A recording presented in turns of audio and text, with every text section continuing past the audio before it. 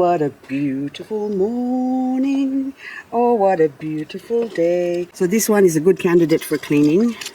We've just had rain for the last couple of days, sort of on and off, and forecast rain or more rain coming. Hopefully not tomorrow. Because look, it's a beautiful, beautiful day. Not a speck of cloud in the sky, and the sun's in my eye. This one, I have to earmark you for cleaning. I'll come back to you. Everything's nice and lush and fresh and green, even though it had we just had some rain. And this one here, what are you? This is a red edge, I'm sure, but it's got a different name. Lemaire, Michel Lemaire. I think that's not the right lyrics for it, but oh my goodness. Hello, beautiful. I love this. Honey pink it is. Beautiful, gorgeous. Look at the colors, spots. But a lot of succulents are all very, very similar. Very, very slight difference, because they're all mostly hybrids. But the cultivars and hybrids are the ones that sort of making it difficult. Thousands and thousands of varieties basically because of that.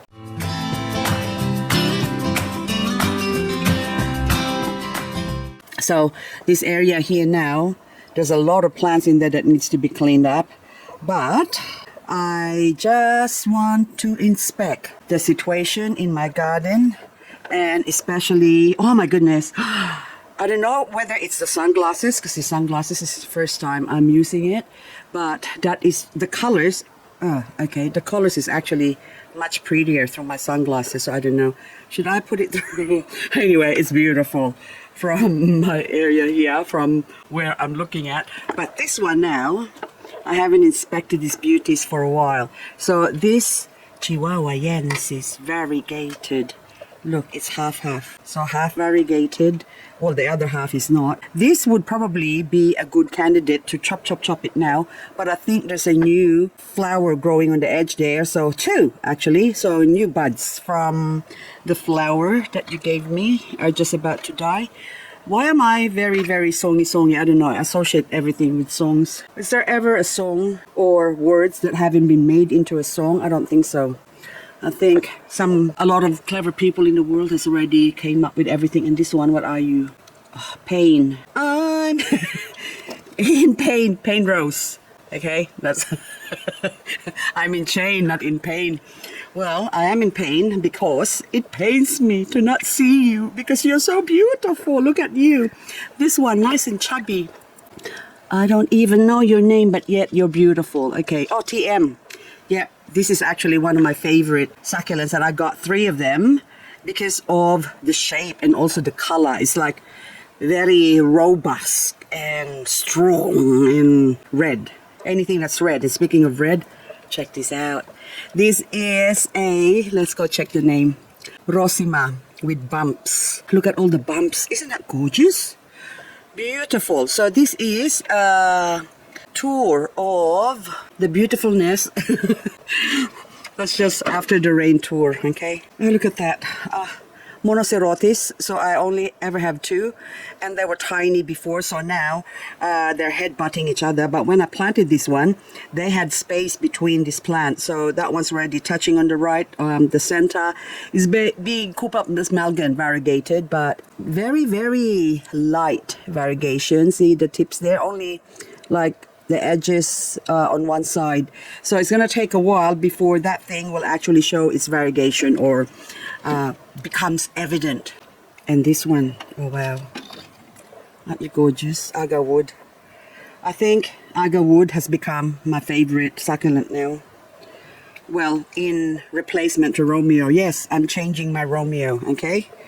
I had a Romeo once, but now that Romeo's gone, and don't start me, so okay, or don't start yourself, so, or else you're gonna lose it again. So I've been good at keeping it together since my Romeo passed, but it's his 40th day today, so I was planning to divvy up his ashes, but I'm still not ready. But anyway, something caught my eye again. Mars. We're gonna go to Mars and back. Okay, this one There's two different types. I bought this from two different sellers, and they all look different. So that's what I'm saying about all these varieties that are all different but still the same. So that's a good example of that one. So both are named Mars. Whether one is actually Venus, who knows? I want to go back to this Agarwood. This Agarwood, I already sprayed this with Rose Shield, which is tomato, insect, and fungus spray. So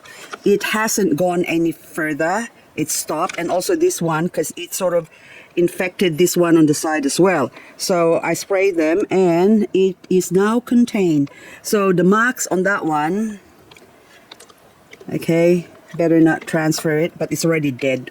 Whatever fungus is in there is already controlled or contained, basically. Now, what happens with funguses is that they're all in the soil and they lay dormant there for yonks or ages for a long time.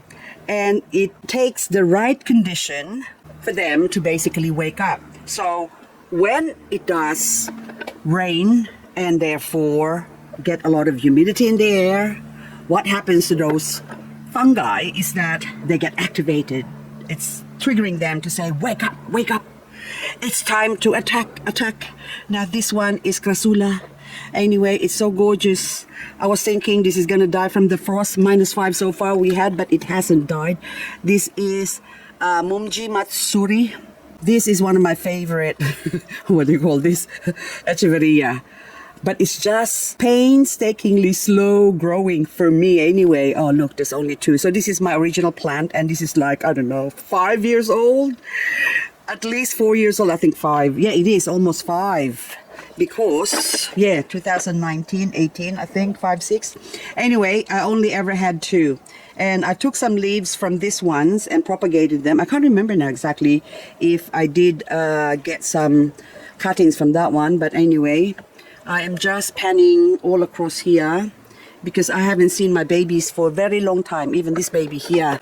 Okay, Agarwood ASI form, because this one didn't have a really proper name when I bought it, but it was only given FID. I don't know. What is FID? Agarwood FID.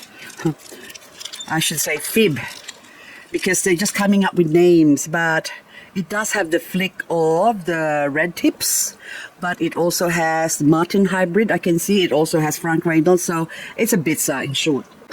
Bits of this and bits of that. Now this one here, I just want to see what your name is. Lemon Rose. Look, beautiful lemon rose with hiding some dry leaves. I need to put you here so I can just expose the legs, because what happens is if they have dry leaves growing like that, what happens is that activates the fungus, and because the air circulation is being hampered by all the leaves. And this one now I can see some roots as well growing in there, so it's time to propagate it. And then also mealybug, maybe it's already dried. Yep, no more mealybug, that's already dead, the mealybug that used to live there. But anyway, so I'll leave you here because you're just gorgeous. Only a couple more leaves, but I need 2 hands.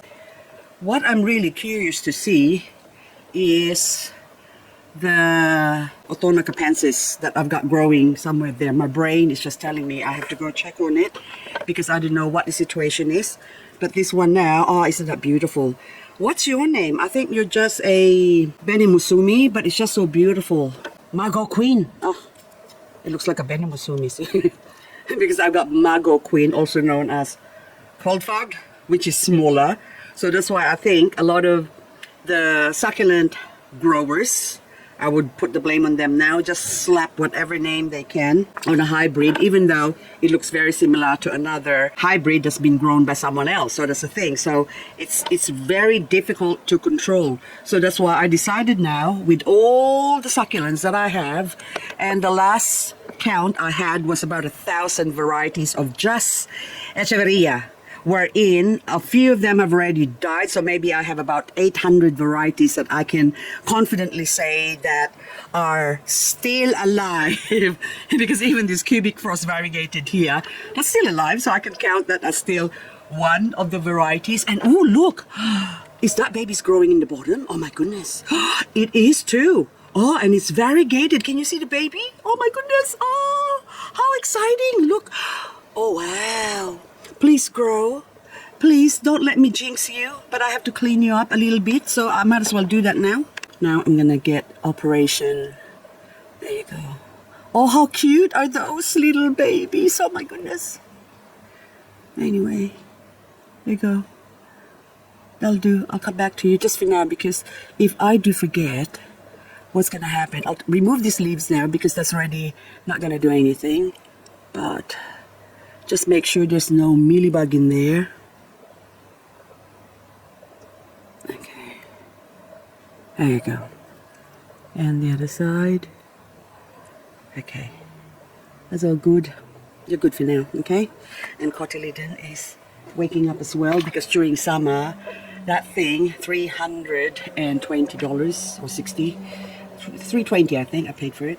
But anyway, but I got a bargain because I paid $450, but I got a whole heap of other plants. Anyway, this cute Vincent Caro I thought died before, but now they're still alive. And look how beautiful that is. That is Moon Goddess.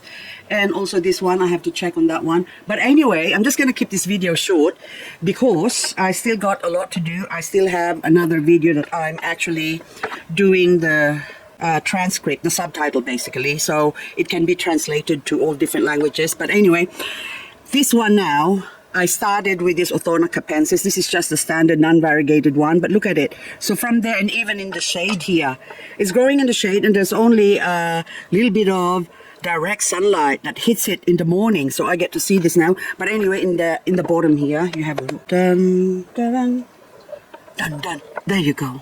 Look how it sticks out here. So that's why when I was watering this last week, I gave some of this a little drink.